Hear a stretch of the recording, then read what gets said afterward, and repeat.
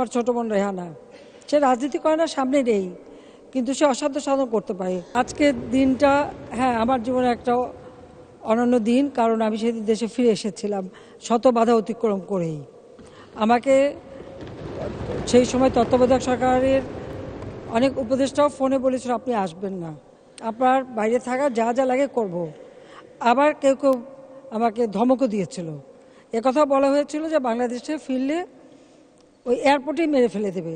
আমি বলছিলাম আলহামদুলিল্লাহ, আমি নিজের দেশের মাটিতে তো মরবো, কিন্তু আমি আসব। সমস্ত এয়ারলাইন্সকে নিষেধ করা হয়েছিল আমাকে যেন বোর্ডিং পাস না দেওয়া হয়। আমেরিকায় 3 ঘন্টা এয়ারপোর্টে দাঁড়িয়ে তাদের সাথে ঝগড়া করে ব্রিটিশ এয়ারওয়েজে আমি লন্ডন পর্যন্ত আসি। লন্ডনে যখন আমি যেদিন প্লেনে উঠতে আমাকে উঠতে দেওয়া হয়নি, সেদিন আমি প্রতিজ্ঞা করেছিলাম যেভাবে আমি দেশে ফিরবো। এমনকি আমি যখন এয়ারপোর্টে রওনা হই তখন আমাকে অনেকে ফোনে বলেছে যে আপনি আসবেন না, আসলে আপনাকে মেরে ফেলে দেবে।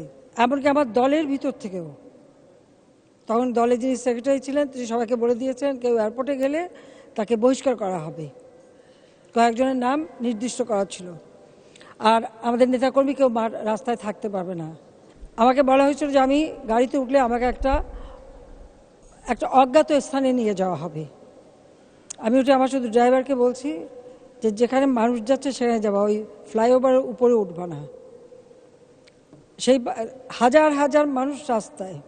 আমি ধন্যবাদ জানাই, কৃতজ্ঞতা জানাই আমার পার্টির নেতাকর্মীদেরকে যে সেই দিন তারা একদিকে সরকারের রক্তচক্ষু উপেক্ষা করেছে, আর একদিকে আমার দলের অভ্যন্তরে কিছু লোকের নিষেধাজ্ঞা অমান্য করে তারা রাস্তায় দাঁড়িয়ে থেকে আমাকে বলতে পারেন এটা সম্বর্ধনা শুধু না, আমাকে নিরাপত্তাও দিয়েছে।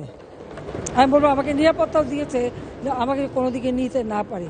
আমাকে গ্রেপ্তার করে সংসদ ভবনের তখন ওটা প্রায় পরিত্যক্ত অবস্থায় ছিল, সেখানে আমাকে নিয়ে আসে।